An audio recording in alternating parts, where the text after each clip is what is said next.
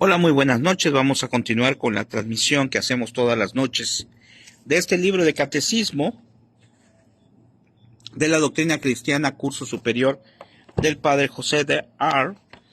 Y pues bueno, es un catecismo muy interesante que nos habla acerca de lo que tenemos que conocer de nuestra doctrina, de nuestra fe católica. Bueno, como siempre vamos a invocar al Espíritu Santo para pedirle que nos ayude, que nos dé el discernimiento, que nos dé la paz. Siempre tenemos dificultades durante el día. Yo hoy tuve muchas dificultades. Y este momento es un momento también que me sirve a mí para reflexión, para analizar la doctrina, el mensaje de Dios. Te invito a que reces junto con nosotros y digamos: ven Espíritu Santo, llena los corazones de tus fieles y enciende en ellos el fuego de tu amor. Envía, Señor, tu Espíritu y todo será creado y se renovará la faz de la tierra. Ven Espíritu Santo, ven Espíritu de Dios. Bueno, hoy vamos a analizar a Jesucristo, el Mesías o Redentor prometido. Y nos toca hoy la pregunta 137. Y dice: ¿cómo sabemos que Jesucristo es el verdadero Redentor prometido por Dios? Y nos dice: sabemos que Jesucristo es el verdadero Redentor prometido por Dios porque solo en Él se cumplió todo cuando los profetas se habían anunciado del futuro Salvador. Por eso decía Jesucristo a los judíos: registrad las Escrituras, ellas son las que están dando testimonio de mí. Juan 5:39. Qué interesante está esta parte. ¿Por qué? Porque si leemos los Salmos, por ejemplo, que fueron escritos muchísimos años antes de la venida de Jesucristo, si leemos la historia de la salvación, es decir, todo lo que son las lecturas, los libros que están antes de que viniera Jesucristo, es decir, en el Antiguo Testamento, nos vamos a dar cuenta que en muchísimas ocasiones nos va hablando del Redentor prometido. Por eso Jesucristo decía: si quieren saber sobre mí, bueno, no lo decía así, pero daba a entender pues que revisaran las Escrituras. Porque en el Antiguo Testamento ahí está toda la historia que nos viene a explicar que venía un Redentor. Y todo va casando precisamente, y nos damos cuenta en la actualidad, bueno, desde que viene Jesús, nos damos cuenta que es Jesús precisamente el que tenía que venir a salvarnos. Dice la 138, ¿de qué modo fue anunciado el Mesías? El Mesías fue anunciado por figuras y por sus profecías. Por figuras del Mesías se entienden ciertas cosas, personas o acontecimientos históricos que representaban bajo distintos aspectos las propiedades del Salvador, sus misterios y sus obras. Es decir, los profetas del Antiguo Testamento, como dijimos, iban enmarcando cómo tenía que ser el Mesías. Por eso, cuando llegó el nacimiento de Jesús, y le preguntaron a los reyes de Oriente, pues que dónde tenía que nacer, pues ellos le dijeron precisamente al rey dónde iba a nacer, porque decía: está escrito. Es decir, todo lo que iba a pasar, bueno, no todo, pero muchas de las cosas que iban a pasar ya estaban escritas en el Antiguo Testamento. Y ahora nos dice de la 138, ¿de qué modo fue anunciado el Mesías? La 139, perdón. ¿Cuáles son las principales figuras del Mesías? Dice: las principales figuras del Mesías son las siguientes.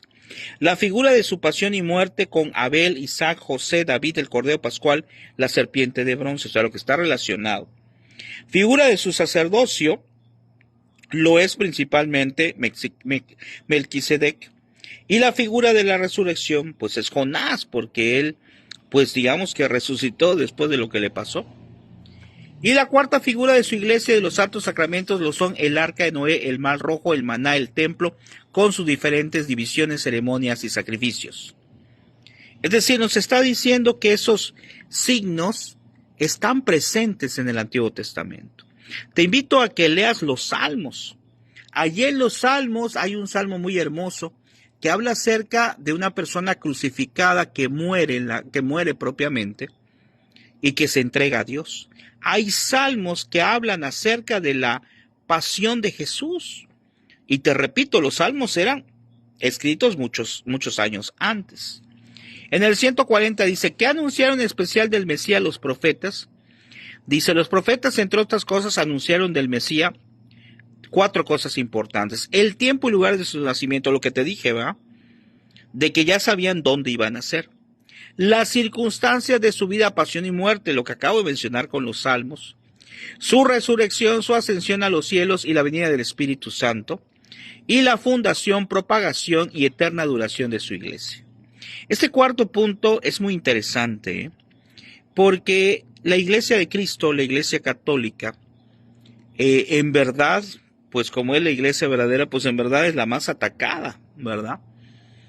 En las comunidades, no me dejarás mentir, tristemente, pues a veces se viven problemas, situaciones de todo tipo, entre los grupos a veces, entre las personas, en la mera comunidad. ¿Y por qué existen esos problemas si estamos en la iglesia de Cristo?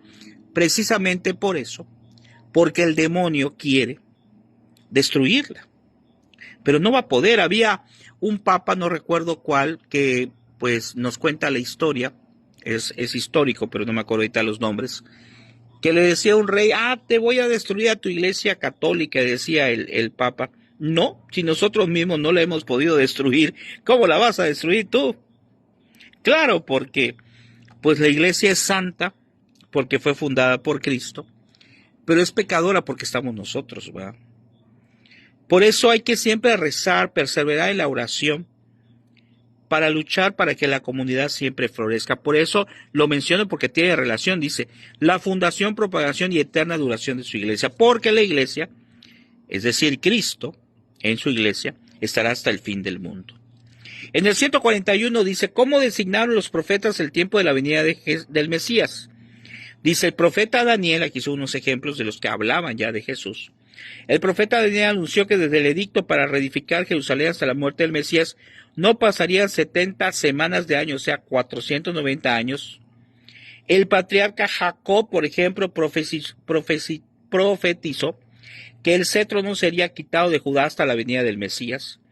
Y el profeta Ageo predijo que el Mesías vendría cuando el segundo templo estaría todavía en pie. Nos cuenta la historia, aquí nos dice que Herodes gobernaba la Judea cuando nació el Salvador. Era Idumeo y el primer príncipe extranjero que reinó sobre los judíos. Cuando Pilatos estaba para pronunciar la sentencia contra el Salvador, los judíos exclamaron, no tenemos otro rey sino el César, confesando así sin advertirlo que ya faltaba el cetro de Judá. O sea, ya se iba a cumplir las profecías que mencioné anteriormente. En el 142 dice, ¿cómo anunciaron el lugar de su nacimiento? El profeta Miqueas nombra expresamente a Belén como el lugar de donde habría de salir el Mesías. Es decir, todo va casando. Por eso estamos seguros de que es Jesús nuestro Salvador. Porque ya lo decía las Sagradas Escrituras en el Antiguo Testamento. Y tristemente hay todavía algunos judíos que están en espera de Jesús. Todavía hay gente que... ¿Por qué ocurre eso? Porque hay gente que todavía está esperando al Mesías. Porque estaban confundidos. A veces el pueblo judío, muchos de ellos pensaban, pues va a venir un rey, va a venir un libertador, pues debe ser alguien que es experto en ejércitos, que es experto en lucha, y va a venir a salvarnos, entonces va a acabar con todos nuestros enemigos. ¿No es así? Por eso Jesús decía, mi reino no es de este mundo, o sea, no es igual que a un rey de este mundo. Él venía con otras ideas, con otras cosas. Él venía a hablar de amor, venía a hablar de su reino. Dice la 143, ¿qué dijeron los profetas de la vida del Mesías? Dijeron los profetas que enseñaría públicamente, cosa que fue correcto en Isaías, que obraría numerosas curaciones, también está en Isaías, que sería amable, indulgente y apacible, también está en Isaías, y que haría entrada en Jerusalén montado de un burro, eso está en Zacarías y muchas otras cosas. Esos son solamente ejemplos, de que las cosas que iban a pasar ya estaban profetizadas, las cosas del Mesías. ¿Qué circunstancia de su pasión y muerte describieron los profetas? Dice, casi todas las circunstancias de su pasión y muerte. Por ejemplo, que sería vendido en 30 monedas de plata, que sería abofeteado, está en Zacarías, que le arrancaría los ojos, que arrancarían, los cabellos, están también las Sagradas Escrituras, que le darían a beber hiel y vinagre, está en el Salmo, lo que les decía, que en los Salmos nos habla acerca de Jesús, cuando fue escrito hace muchos años, que le taladrarían pies y manos y echarían suerte sobre sus vestidos, que le harían de escarnecer, mover la cabeza sobre él y decirle, en el Señor esperaba que el Señor le libere. Eso está en el Salmo. Vean qué interesante. Esa frase, en el Señor esperaba que el Señor le libere, que es una frase que le dijeron a Jesús, ya está en el Salmo desde antes, en el Salmo 21. O sea que cualquiera que dijera, pero es que, ¿no será que era otro el Mesías? No, era él. Porque las cosas que iban cazando eran las profecías para él. Dice, es verdad que los profetas anunciaron un gran rey, pero no un rey mundano, lo que les decía, tal como lo esperaban todavía los judíos de nuestros días. Aún lo siguen creyendo, lo siguen esperando. De lo contrario, no lo habrían descrito como un varón de dolores, ni le habrían llamado el aprobio de los hombres y el desecho de la plebe, en Salmo 21, 7. Antes bien prometieron un rey sobrenatural, cuyo reino, o sea, la iglesia, habría de participar en esta tierra y acabar en el cielo para durar sin fin. Y en el 145 nos dice, ¿qué dicen de resurrección y ascensión a los cielos y de la venida del Espíritu Santo? Los profetas dicen que Jesucristo no experimentará la corrupción, está en el Salmo 15:10, sino que subirá sobre el cielo de los cielos, también en el Salmo, y que derramará su Espíritu sobre toda clase de hombres. Bueno, vamos a dejarlo hasta ahí y vamos a analizar el resumen de lo que estamos checando el día de hoy. Porque todo parece un poco repetitivo, sin embargo el catecismo hace énfasis para que entendamos y creamos el objetivo principal de este tema. ¿Cuál es? Que estamos seguros que Jesucristo es el Redentor prometido. Y que la mayor seguridad de esto es todas las profecías que están en el Antiguo Testamento que nos hablan acerca de Jesucristo. Y aplicándolos en nuestra vida, que así acostumbramos a hacer los temas al final, ¿qué podemos aplicar de esto en nuestra vida? Porque podemos aprender muchas cosas, pero ¿qué nos dice a nosotros este tema? Pues creo que la aplicación práctica que debemos de considerar, aunque mañana la vamos a retomar, es que tenemos que analizar que este Jesucristo, que es Dios, que ha venido por nosotros, ¿qué tanto ha influido en nuestras decisiones, en nuestra vida a diario? ¿Qué tanto Jesucristo en verdad es el centro de mi vida? Porque si aquí hemos visto y comprobado a través de las citas bíblicas que nuestro Señor Jesucristo es el Salvador prometido por Dios Padre, pues entonces la pregunta es, si es el Salvador prometido, ¿estamos en verdad conscientes de quién es Jesús para nosotros? Para nosotros es en verdad el centro de nuestra vida. Hay una frase muy interesante que dice que Cristo tiene que ser el centro de nuestra vida, de tal manera que debemos de ser cristocéntricos, es decir, que el fundamento de cada día, de cada problema, para buscar, pues, el amor de Dios, tiene que ser en Cristo. ¿Y con qué signos, para terminar, con qué signos o de qué forma podemos saber que en verdad Cristo es el centro de mi vida? Pues cuando expresamos, cuando damos testimonio, cuando a pesar de que los problemas a lo mejor en una comunidad son muchos, pero tratamos de no empeorar las cosas, sino tratamos de arreglarla. Cuando en mi casa hay problemas y ciertamente a veces nos desesperamos, pero tratamos de corregir esos problemas, o bien si no podemos corregirlo, por lo menos no acrecentarlos. Y todo enfocándonos en Cristo, todo enfocándonos en que, como sabemos que Cristo es nuestro Salvador, nos apegamos a Él y tratamos de pensar qué es lo que haría Él en este caso. Algo que es interesante es eso, para terminar. A veces no sabemos cómo arreglar los problemas, ¿verdad? Pero una buena forma de saber qué es lo correcto hacer, pues es pensar, a ver, ¿qué haría Jesús ante una situación así? ¿Cuál sería la actitud de Jesús ante un problema específico que yo tengo el día de hoy? Y si lo enfocamos así y rezamos y pedimos al Espíritu Santo, pues precisamente Jesús, quien es nuestro Salvador, es quien nos va a ayudar. Hubo una vez una homilía preciosa que escuché de un sacerdote que decía, bueno, ¿a quién podemos rezar? Pues bueno, podemos rezar a los santos, podemos rezar a María Santísima, podemos rezar a Dios Padre, al Espíritu Santo. Pero decía, cuando tengan un problema humano, ¿sí?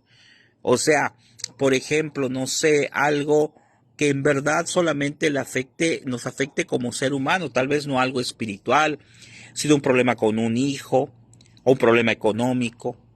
Decía, cuando sea algo humano, pídanselo a Jesús. ¿Y por qué? Y explicaba hermosamente, pues porque Él es nuestro Salvador y es la persona que tuvo precisamente el haber ser Dios y ser hombre. Entonces, esa divina persona, si lo analizamos como lo dice el Padre, pues es quien más nos puede entender. ¿Por qué? Porque Él también sufrió, porque Él también padeció todo lo mismo que padecemos nosotros. A diferencia, o la única diferencia es que no tiene pecado, que nunca lo tuvo y nunca lo tendrá, porque es Dios. Vean qué interesante. Ojalá siempre nos apeguemos a Jesús y entendamos que cuando hablamos de María Santísima, estamos también hablando de Jesús, porque es María quien nos lleva a Jesús.